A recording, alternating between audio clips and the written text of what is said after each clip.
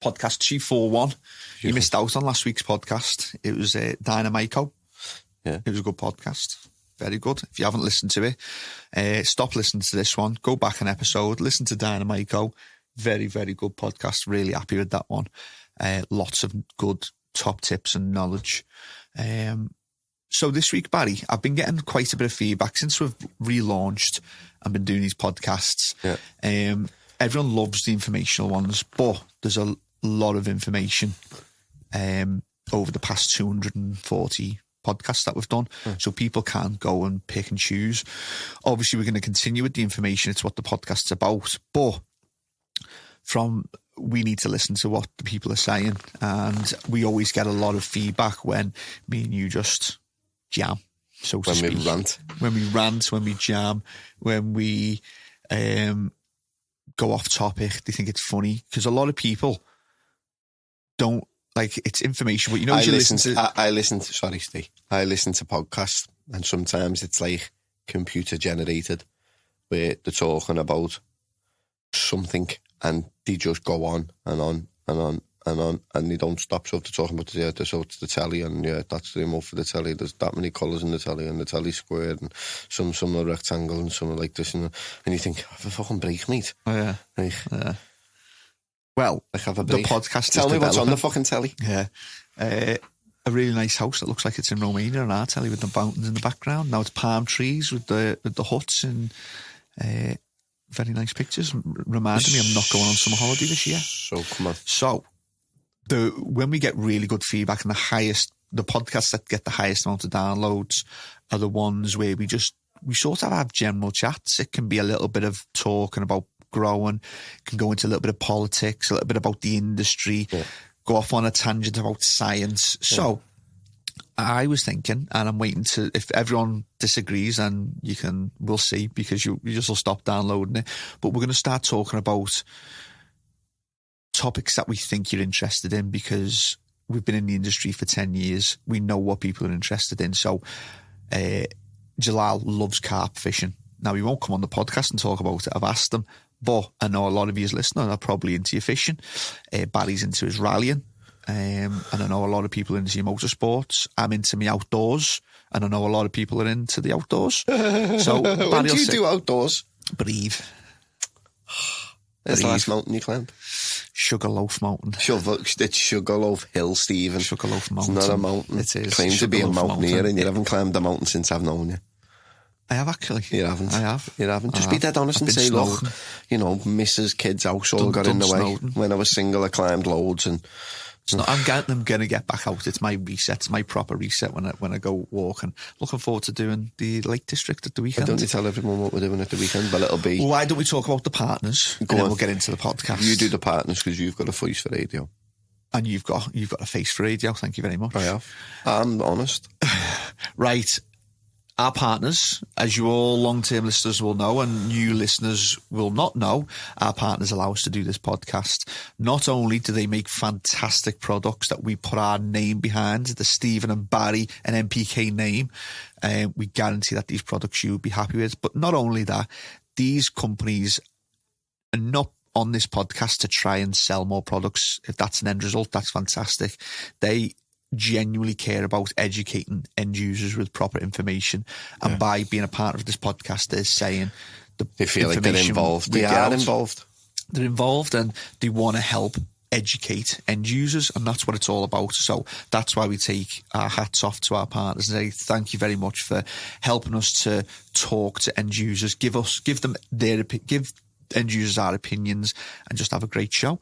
So without rabbling on much longer, we have CANNA, liquid nutrients for beginners and for professionals. Check them out on Instagram, canna.uk.official, or on the website, canna-uk.com. And Barry always picks up his phone at this point for the next 2 minutes while I'm talking. I've got 2 minutes free while he reads out the unbelievable partners.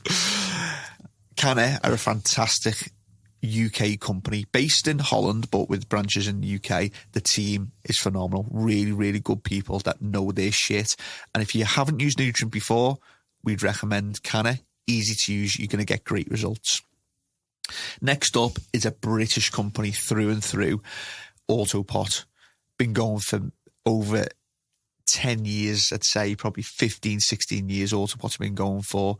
They are on Instagram, autopot_global or AutoPot Cultivation Consultancy, and the website is autopot.co.uk. Gravity fed, no electricity needed, used by 1 pot growers, 4 pot growers, or 400 pot growers. It's a system that works for everybody, and they have a system for everybody, no matter what your particular style of growing is going to be. Fantastic product. Next up is our favourite Austrians, SANlight, SANlight_LED and SANlight UK on Instagram. Check them out on their website at SANlight.com. SANlight are the LED manufacturers. They do not do anything else.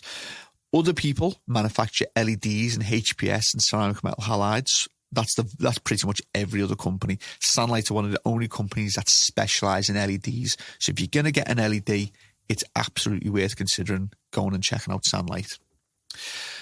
Extraction, fans, filters, can filter. Erwin_can filters or canfilters.nl on Instagram and canfilters.nl on their website. They are your intake, your outtake, your Isomaxes, your QMax silenced fans, your RVK fans, your Max Fan Pros, your filters, whether they're original or light. They've got something for everybody. Check them out, canfilters.nl, and find out what their solution is for your extraction needs. If you don't want to grow in a room and you want it to be all contained in one single unit environment, then it's got to be a BudBox tent. They are at BudBox Grow Tents on Instagram, and budboxgrowtents.com is their website. They are the originals. Over 20 years experience making tents, silver lined, white lined, thick poles, slightly thinner poles, but still good quality in their light range. Phenomenal people, phenomenal tents. If you're going to buy a tent, you need to check out BudBox. Gavita are at Gavita International on Instagram and Gavita North America on Instagram as well. Check out their website, gavita.com. Now, for a company that makes all different types of lighting, Gavita are numero uno. They make HPS, LED, ceramic metal halide, plasma, different variations of shades, everything you need to grow with regards to lighting, Gavita will offer you. And there's that much selection. You need to go and check out Gavita.com and see what is the right one for you. And last but by no means least, Garden Culture Magazine on Instagram, gardenculturemagazine.com. They bring everything together. So they've got phenomenal writers talking about organic growing, mineral growing, how to defeat your pests, how to grow in a cool room, how to grow in a warm room. They basically do what we do, but in written format. Pick up a magazine from your local hydro shop or go onto gardenculturemagazine.com and download the website. Go and download the magazine from their website. Save the planet. Coatsy, I'm going to get a bottle of water. You throw the theme tune on. Me and Barry are going to get into today's podcast. See you all in a minute.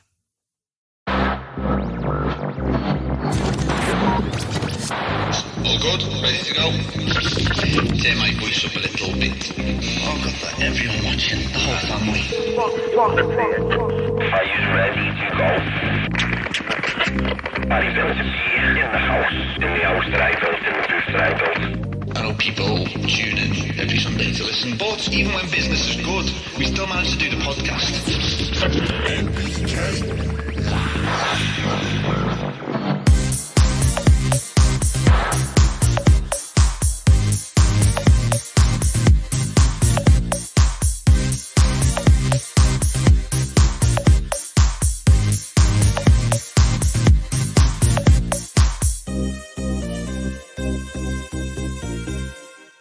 We've had to resort to being animals, drinking out the tap. There's nothing wrong with tap water, lad.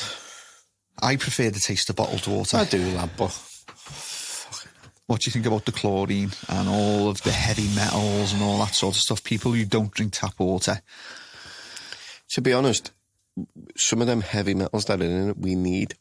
We do. The chlorine we don't need, but I don't know whether it's like a thing, but I always just think, like, our bodies cope with it. Get rid of it. Yeah. Know what I mean? I think there's some, you know what people do is use a big word here, they extrapolate data from other countries where heavy metals are a problem. Yeah. America, I think they do have a real problem with heavy metals and they don't filter out properly. And then that happens in America. People kick up a fuss. People in the UK will then go, oh, you can't drink tap water because of the heavy metals. But we've actually got a really good purification process with our water. And if you want to, I've said this on podcasts before, you can actually go onto Google or any other search profile and type in your water source so you can find out where your water comes from. Where does ours come from in Lake Liverpool? District. Doesn't it sometimes come from Wales though as well? If there's a lack in the Lake District, they can divert and get it from Wales. Yeah. But our water in Liverpool is really good. Like, it tastes quite nice, to be honest. If you're from Birmingham, Nottingham, London especially, other areas of the country, you've got hard water. And that basically means it's got a lot of calcium in it and you can taste the difference as well. Doesn't lather up. Shampoo doesn't lather up as easily. If you've ever had a shower in London, you put your shampoo on, trying to get it to lather up. It takes ages to get going. Is the heavy metals like exfoliate when you're in the bath? No. Microscopic they'd be. Are they? Yeah, dissolved in the water. But no, our water's good. But I can taste the chlorine, from drinking a lot of bottled water now that we're in training mode. What? I buy bottled water, but if I'm in the house and that and I haven't got no bottled water, like some people just would fucking die of thirst. I just drink water up the tap. Yeah, I've just had a swig. I can taste that chlorine. It doesn't bother me, but I can taste it. Let me see. I've got tap water and bottled water. And what people have said about chlorine in tap water? It's there to kill any bacteria. Obviously, it does a great job of it. We don't get sick when we have tap water, but it has got a different taste. I'm sure dentists have said if you just drink bottled water and you're not super on it with brushing your teeth, the chlorine in the water can actually kill the bad bacteria, kills all bacteria in your teeth and can actually help prevent tooth decay. So it's all... What do you think of this? I've heard people talking about aspartame in fizzy things. Yeah. What is it? Artificial sweetener. But isn't it bad for you? It is for some people, yeah. So this is another one people just love to get all hyped up about. My background here, so the reason I feel I can talk about this is I've got a master's in public health nutrition, spent 2 years doing it and learned a lot, did a lot of digging into the science. And when people go, oh, you've looked into the science, they're biased. Well, actually science on aspartame, there's some science that says aspartame's really bad for you. And there's some science that says it's not bad at all. But what you do with science, in inverted commas, is you get everyone's research, put it all into one bucket, and it's called a meta-analysis. So you take all of the studies from 100 people that have done all studies. 20 of them say aspartame's horrific, it'll cause cancer. 20 of them say it's really bad for you, cause headaches.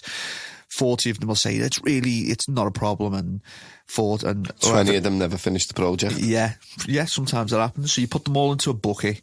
And some scientists, the really well-educated ones and the ones that do this type of research, get all of that data, do an analysis called a meta-analysis, and they look at all the studies and basically form one big, huge study.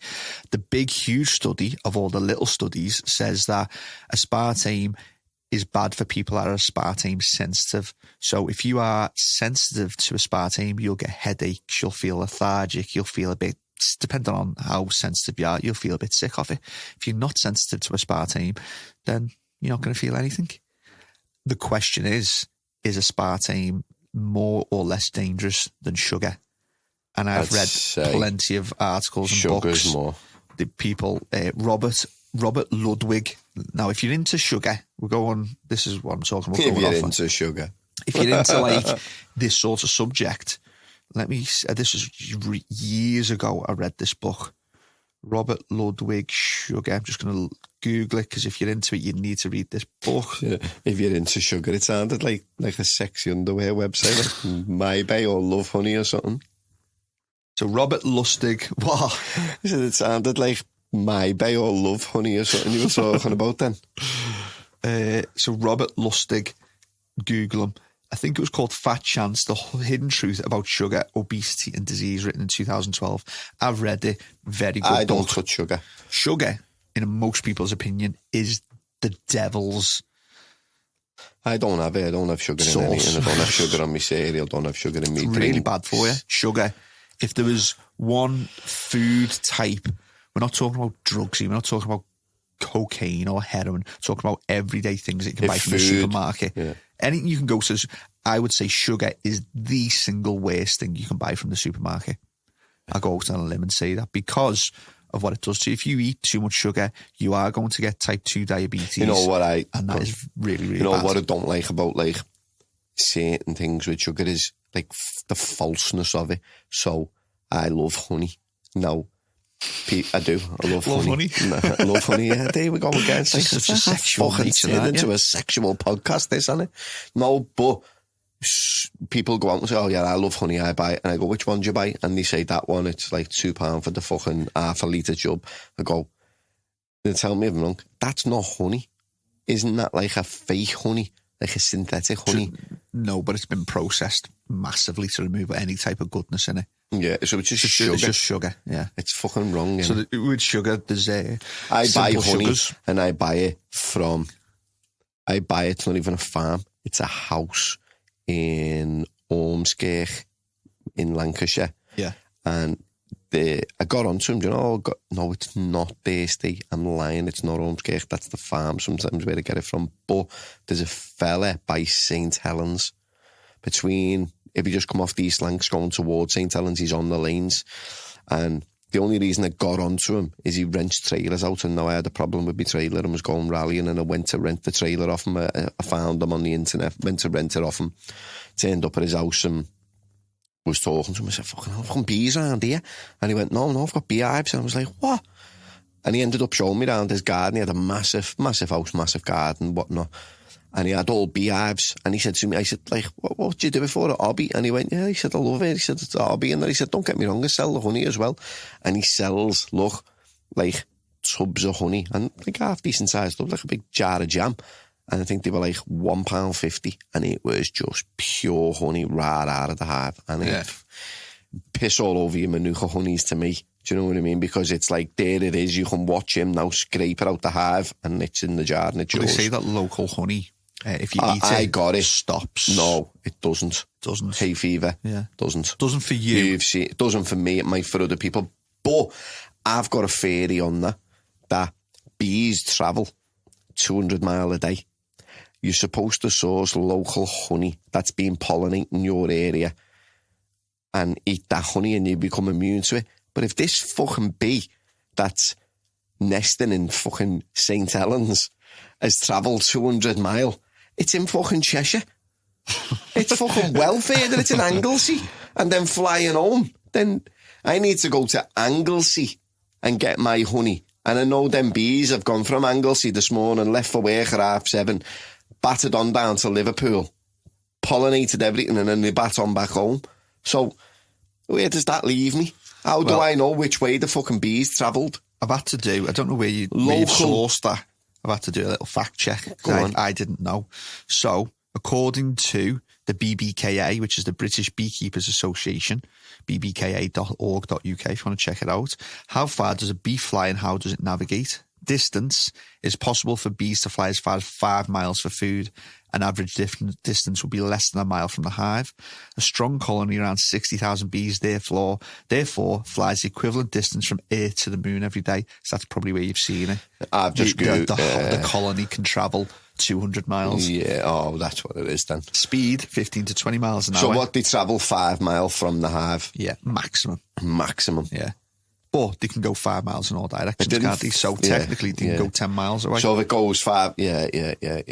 And they use the sun to navigate. The sun? Yeah, they use the sun to navigate. So if people are wondering how they navigate, it's navigation. Bees use the position of the sun to navigate, and there's evidence too of their sensitivity to the Earth's magnetic field. Bees' eyes are sensitive to polarized light, which penetrate through thick clouds, so bees are able to see the sun in poor weather. Yeah, phenomenal creatures, the bees. I've heard that's why I never went there for that. I went there for a trailer, but when I seen it, I've always gone back there. Even now, I still go back there. I haven't been there for a while, but I need to go back and get more of it. I usually get 2 or 3 jars off them. Do you know what I mean? It's fucking it's like unfiltered and everything mostly. You know All what the I good mean? stuff. Or it's like you can watch him take it right out of the thing and do it. But the fucking tried snorting it, dripping it in my eyes, fucking sticking it up my nose, fucking everything, and it didn't help for me hay fever, but it tasted fucking amazing. Yeah, You know what I mean? bee sugar or bee honey. Oh, I had a brain Bee fart honey. there. Is very good for you. I'm just going to look up. So yeah, it's fructose. So getting back to sugars, this applies as well. If you're wondering, fucking, they've got off fucking topic here for growing plants. It all applies to your I would plants love as well. a beehive, I would. but I hate bees. Why? I don't hate them, I just hate being stung by the fuckers. I got stung by a wasp on holiday. First time ever stung by a wasp. It fucking killed. And I killed the bastard as well. I know. It died a painful death. I just couldn't have one. You know what I mean? Horrible But I'd thing. love it. So sugars are carbohydrates. Yeah, that's all the sugar is a component of carbohydrate. So you have monosaccharides, which is one sugar molecule, and they are your glucose, your fructose, your galactose. They are sugars that get really readily absorbed. So we're into our cycle at the moment. We're going to be having glucose shots to instantly get our energy up. Yeah. And the brain's main source of energy is also glucose. So we Glucose, I need know glucose. Disaccharides, di2. These are two sugar molecules, so a little bit better than monosaccharides, and that takes longer for the body to digest them. These are sucrose, lactose, and maltose. Sucrose, so fructose is the fruit from fruits. Sucrose is sugars that are bonded together. Lactose is milk sugar. And maltose is the sugars that you'd get. I'm going to assume malt, barley, wheat, but I don't know that for a fact.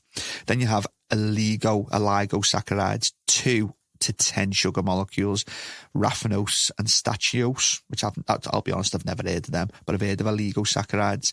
And then you've got polysaccharides, which is 10 or more, which is your starch, your glycogen, and your cellulose. So basically, what I'm saying is sugar in the simplest form, the monosaccharides, really unhealthy for you. The sugar that you buy from the shops, and it's crystal and it's white, that is your basic raw sugar, and will turn to glucose very quickly. Throws up get into the science of it dead quick. It throws up your insulin. Your insulin tries to push the sugar into your blood. But once you've had a higher amount of sugar, your body has a crash. Your insulin drops out. You're tired. And then to feel energetic again, you've got to eat more sugar. And you end up in a bit of a bad fucking way. Yeah.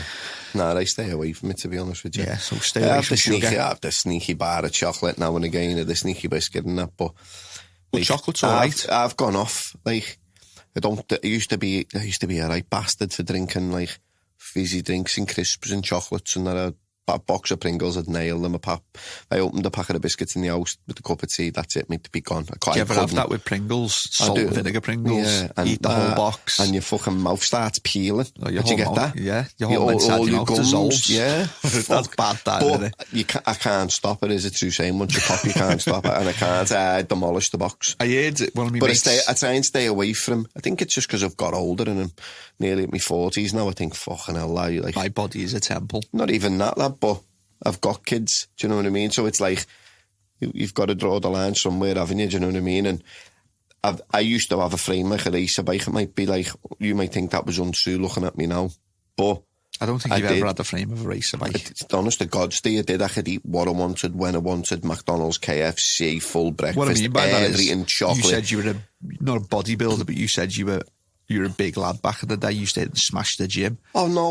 One point, I went through a phase where I must have been about 21, 22 maybe. And I did and nailed the gym for a while and I looked good at it, but like before that and after that, I just went through a phase of 2 years of it in the gym every day and eating fucking full cooked chickens twice a day, and just, I think it's just the people that you surround yourself with, and I got into it, you know what I mean? Yeah. And I think I just got into it and I fell off it, do you know what I mean? But I loved it. I did love it, but it was just too much hard work. And I think I had kids. I think I had a kid coming on the way then, and my little girl came then, and it just all fell out the window. But even after I had my little girl, I just reverted back to just eating shit.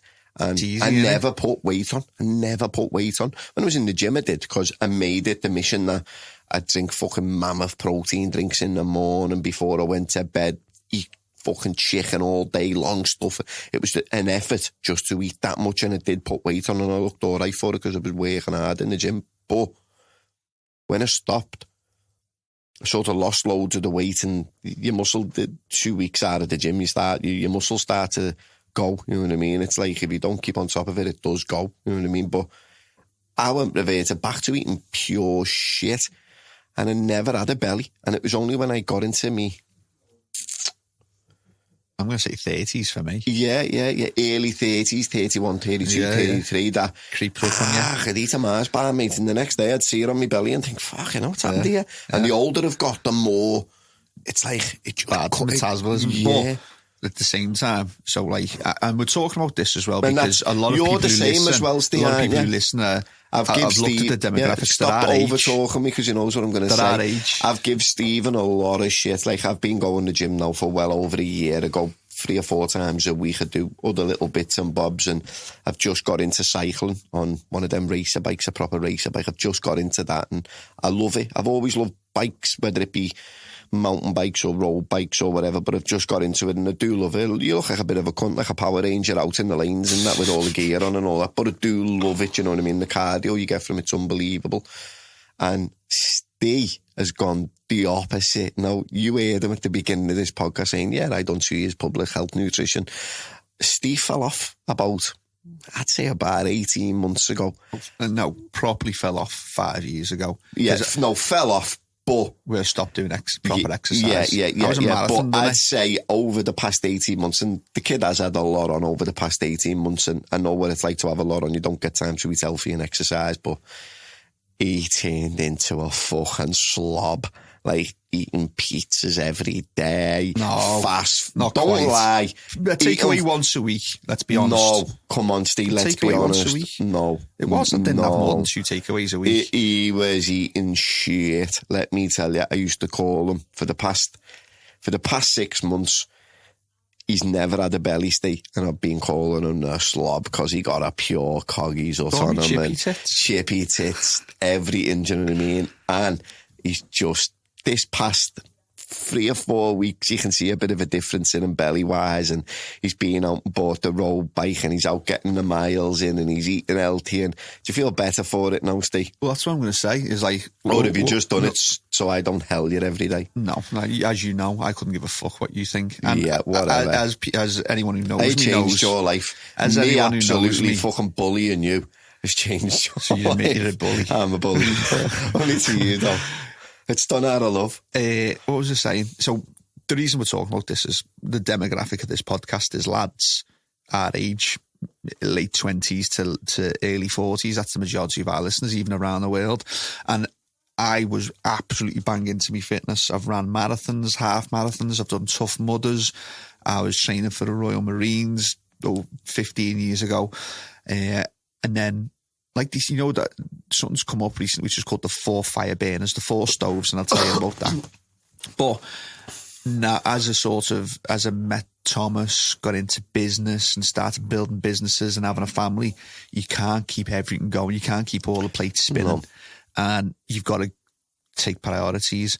Everyone would say your health should come first, but it doesn't, because it's keeping a roof over your head and looking after roof over your head, looking after your family. Friends go out the window a little bit. I'm lucky. Not including you, Barry, but I work with my friends. Come on, just admit it. You can admit it first. You can admit. Look at him. You can admit. Yeah, I love you. You know I do. You can admit it.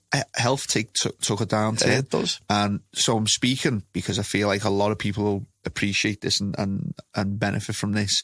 I am quite open with one of my biggest not flaws, but I suffer with rosacea, which is if you've never seen or heard of it, basically it's a red nose, and the redness goes underneath your eyes and cheeks, just permanent redness there. And I've tried every cream, every face wash, cleaning my face 5 times a day, not washing my face for a week, just with water.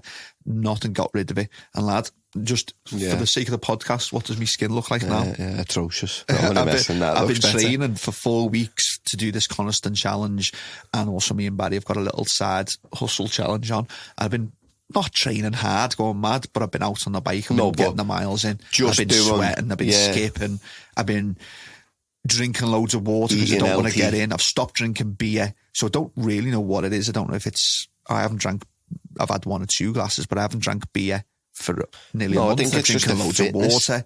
It's because I'm sweating loads, but my skin looks well better. I feel well better. Like, people know I'm not shy with it. I've got something called high function anxiety, which means you'll never ever know it. I'm not shy in public. You'll never really know it unless you really know me. But I felt that sort of been reduced as I'm exercising as well. Yeah, because you're exercising, you're tiring yourself out. You don't get time to be anxious. Yeah, it's true. It puts the endorphins into your body, and your endorphins counteract anything that's producing what would be called anxiety, and you feel well better for it. So basically what I'm saying is, I used to be a big runner. I do love running, but it fucking knackers you running. Like, from the minute that you take off, you hit the wall within a few minutes in running, and you got to push through it, run. Your heart's going for it, and it's hard work. You get in and you're fucking knackered. You know what's boss about cycling?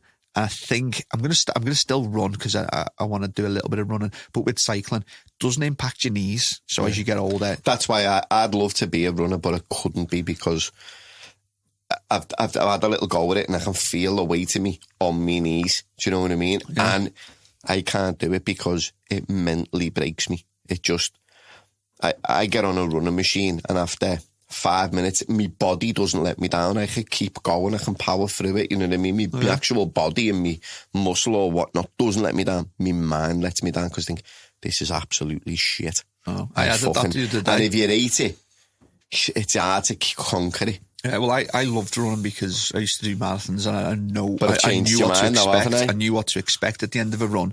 At the end of a run, you have a massive endorphin rush. Like, you get home, you catch your breath, like, you cool down a little bit, and you have a proper good half an hour feeling amazing. Like, it's deep, the run from the endorphins from running. Cycling, you do get them, not as much, but you do get them. But cycling, there's no impact on your knees. You can explore as well. With a run, you're not going to go much further than 5 miles. If you do, it's like you're training for marathons. With cycling, I did 22 miles the other day, left ours, went through the lanes, went all the way down over the East Lancs into Ormskirk, back round through the lanes into Kirby, right round all that perimeter road, through Prescott. And it was tough. But it was a boss little journey. You don't get that with running. And I know what you say. You don't love it, though. You don't love it. I'm going to beat you because I love it.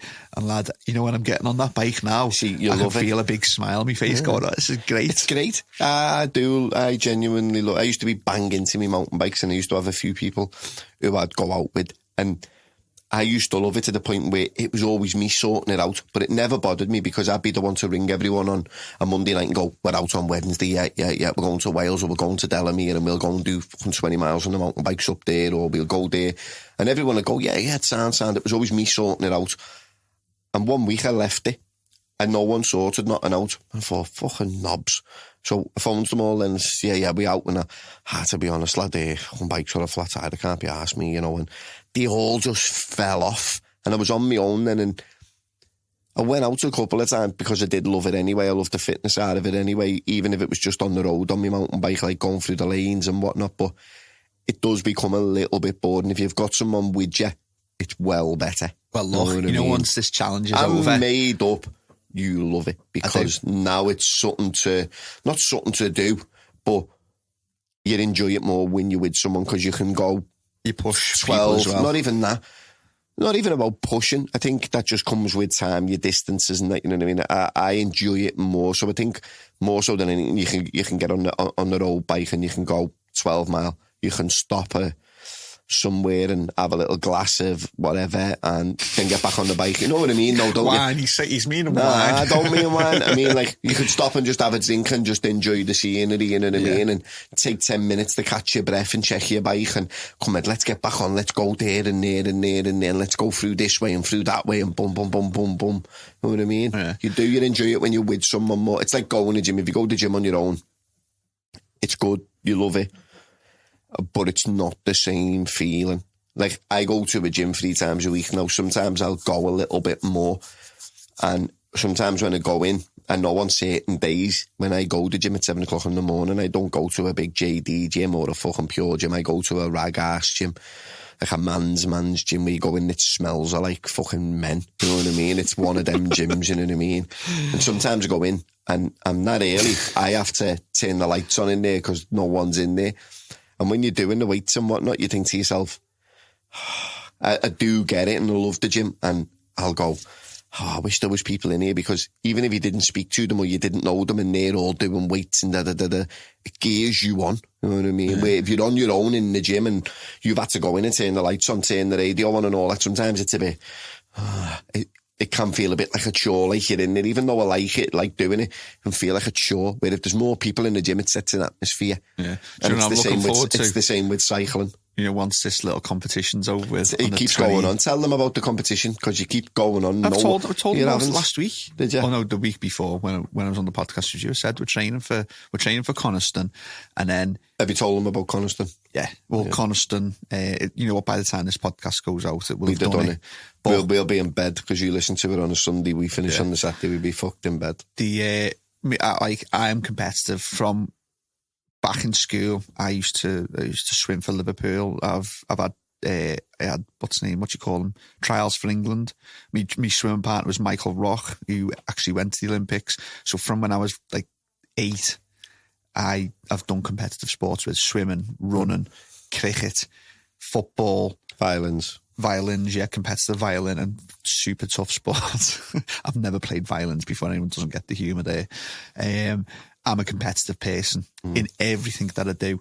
So I challenged Barry, and fair play to him. I fucking got a bit ahead of myself. I was like, 50 miler. And thank fuck we talked ourselves down, because I've done 22 miles. I know what miles looks like on a bike because I've done it, and I haven't been on a mountain bike for ages. I've literally only just got the road bike. Steve's done more miles than me. I've only done, probably in the past week, I think I've done 30 odd miles. Steve's probably done about 50 mile on his bike, and he's fell in love with it. But I was half thinking Steve's just a commuter wanker, one of them that you see who looks like a school teacher on the bike in the mornings, because he come to work a couple of times on it. I was thinking, he doesn't like it, he's just using it to commute here. But now he stopped commuting on it and said, no, I like it. So I'm happy that he's put it to bed coming to work, because I think if you were on it a bit too much, you wouldn't go out on it on the weekends on a nice Sunday. I'm still going to commute every now and again. Yeah, be nice, but you'd end up falling out of love with it because you're constantly on it, where you'll look forward on a Friday after work saying to me, yeah, we're going to go out on Sunday, then even if we put them in the car, we can go somewhere nice, like go over to Cheshire somewhere, and we'll map a route and we'll do it. So I'm glad you do like it. But the 50 mile. Did you get me shorts? Do you know, I haven't been back to Aldi yet. Aldi do the best cycling shorts. I only went there for my food on Monday. The reason I said 50 miles is because my brain sometimes thinks that I'm still 26. And when I was 26, I was running marathons, doing Tough Mudders. You come in the shop in the morning. You come in the shop in the morning. Yeah, that's it. You'd only been on the bike once. That's it. What? Do you want a competition? I went, here we fucking go. Here he is, big balls. Fuck, go ahead, yeah, Sam, what you want to do, lad? You know what I mean? Yeah, but 50 miles on the bike. I went, lad, just rein yourself in, mate. I know what 50 miles looks like on a bike, and to be honest, I don't think either of us will get there. Let's bring it right down and do the 30 mile, because the 50 mile cycle in one sitting, it's a tough one, lad. It's a tough one. But I've done it. You haven't? You've done 50 mile overall? Nah. You've done a Justice for the 96. No, when I did the Justice for the 96 bike ride, remember I talk about the Jack and Jill Hill? And I had to get off the bike because I was running marathons, I was doing Tough Mudders. You can't get off a road bike then, though. And how old were you?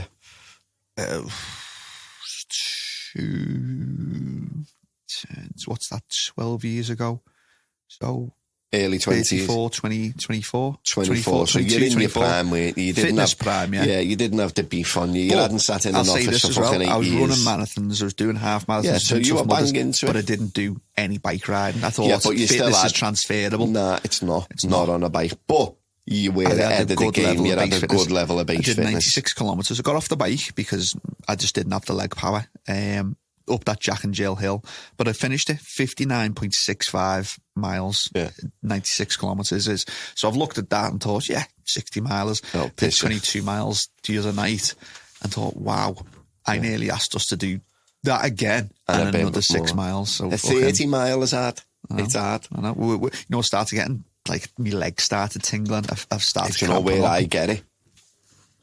You know your calf muscle. Yeah. And you're on the little muscle. Yeah, That's yeah. it. I don't know what it's called. You have a little muscle. I get it in that. Yeah, I get it in that. That's where I get it. But I half think that as well is because the bike's pretty new to me and needs setting up on the bike. I think that's got something to do with that. Maybe when I do a full rotation of the pedal, me legs not extending all the way. I think it still could be a bit bent or something, do you know what I mean? And to be honest, I think my seat needs adjusting backwards. To be honest, you can get someone out now. Someone was telling me the other day you can get someone out and they come out and spend about an hour and a half, would you put it on a stand and they fit you to the bike, so they adjust the handlebars, the seat, open that because the seat goes up, down, back, front, the handlebars rotate under and over and go up and down and you get fitted to your bike so you're in a perfect position. Do you know, because if you don't, you do get cramps and bad backs and stuff like that. What I'm looking forward to is Jay Highlight, loves his bikes. Adam from Dutch Pro loves his bikes. If there's anyone listening as well that loves road biking, send us a message, because there's this app that everyone's on, even the Tour de France, called Strava. And once this competition that me and Barry are doing is finished and we're mates again, we're all going to add each other on Strava, and you can do a route and challenge each other. So you do things like, and so you can do the fastest time up one stretch. I'm looking forward, to be honest, I'm looking forward to this Coniston. It's not really, it's called a Coniston Challenge, but it's not a first place. You've got to run them out and race the bikes and fucking race on the rower. It's just complete it, do you know what I mean? And you get a certain time on each activity, do you know what I mean? So I'm looking forward to this. How do we, like, people listening, and they've said they enjoy our little banters and our little updates. What we've just spoke about, how do we apply it to growing plants? What I would say, and I'm stretching, I'm reaching here, is that adapt to circumstances. So now I've adapted from running, because I'm not fucking 22 anymore, to cycling. And what I would say is, if adapt, like, just because you've always had great results with hand feeding, maybe your life, you've got kids now, you've got a missus that wants you home, you haven't got all the time in the world to spend with your plants and hand feeding them. Or get an AutoPot. Don't waste your time hand feeding. Go and buy a gravity fed system and spend that extra time in the gym. Adapt. That's what I've done. I've adapted. I've gone to the bike. It's better for me. It's a bit more enjoyable. Less pressure on my knees. I've adapted my fitness to my needs, and I've got my mates that are doing as well, so it's good to get out and do stuff with your mates. So on that note as well, is if most people enjoy growing plants, and some people love their alone time, but it is good when you do it with your mates as well, and you have like a bit of a competition. You can grow the biggest tomato, the hottest chili, just the biggest plants. Like, talk to your mates as well. And it's also, if you look at it, it's good to try something new and get out your comfort zone as well. Definitely. I've just been listening to a podcast Josh had on in the office, where it said, if you're always if you always do the same things you've always done, you'll get the same outcomes that you've always had. If you want to achieve different things, if you want better results from your plants, you've got to move with the times, haven't you? You've got to put yourself under a bit of pressure. You've got to move out your comfort zone. You've got to do different things. If you stick with the same old, you're just going to get the same old results. And that's what I'd apply to it, to you growing. Give them a top tip. What we've talked about water, talked about sugars, we've talked about fitness. So take something from that and apply it to plants for a top tip. Fucking hell. That's a hard one, isn't it? I'll give you one. Feed your plants sugary water and make sure that they're fit. Cycle to your allotment and cycle on. Train your plants. Train your plants. If you just let your plants grow and you feed them shit, then they're going to have rosacea on their faces and they're going to be fat slobs that enjoy the takeaways. Train them, do a bit of bending. Like we talked about, was it last week? A bit of stretching. Advanced growing techniques. Do that to your plants and you'll get a better, thicker stem, fatter plants. Let's just be honest, Steve, we've just had a right old rant on a podcast. Not a rant, but just a normal jangle. We're trying to apply it to plants and it's not going to work. It's not really working out for us, is it? So that's a little test. Today's podcast is a little test. Did you enjoy this podcast? I like these podcasts. You know what podcast I like? We used to do one years ago, but we used to have more people on it. Then there was me, you, Thomas, there was a few other reps on, but they were unselected reps who we knew we could tease and manipulate. We knew they were into conspiracies. And we should go back to having that one where it's the late night podcast, where it's maybe once a month, once every 2 months, where we get on, but we're on a live for 2 hours, where we have a little scran and I'll let you have a little beer and we just talk about everything. You know what I mean? 3, 4, 5. Right, so if we looked at it as seasons, so we do 52 podcasts in a year, or we try to, so not every including 10th. COVID. So every 50th podcast is a season, so I might start talking about them in seasons. Season 1, so we're on season 5 now, we're just coming to the end of season 5. In September, we're going to start season 6, and we just want to have a bit more fun with the podcast. We want to we know that growers listen to us to get advice, but we also know from the messages that you all send in that you love the banter between me and Thomas. You love the banter between me and Barry. And you enjoy that. It sort of breaks it up. And then a load of people messaging going, when you talk about space, it sent me head west. I loved that. That used to be one of the topics where we'd just go on a rant and go, well, what's beyond the stars? Well, so if you go past the stars, what's there? Yeah, so I want to talk a little bit more. Answer it. I want to talk about subjects that I know that growers are into, like some conspiracy theories. Well, majority will always be about growing and how to grow plants. That's where we come from. We're not going to move away from it. But just every now and again, talk about a bit of science, a bit of space, a bit of conspiracy theories. Always bring science back into it. Yeah, always bring science. I'm Science Steve. Well, we need to have a few of them, don't we? So let us know if you hated this podcast. Let us know. If you really enjoyed this podcast, let us know, and we can develop it more so that more people enjoy it. Barry, I'm off to do a 30 miler. Yeah, are you fucked? I am. No, I'm You've not. Still got a bit of a belly. I know I have. So have you. I know. Oh fucking hell! When's she due? It's not that bad. That's because I'm sitting down there. Right. She's all right. You got a big rip in your pants as well, mate. I know. Why are you looking Barry Bulge. Read about you. See you all next week. In a bit. Podcast 242, and we'll be back with some growing tips. See you soon. Bye bye.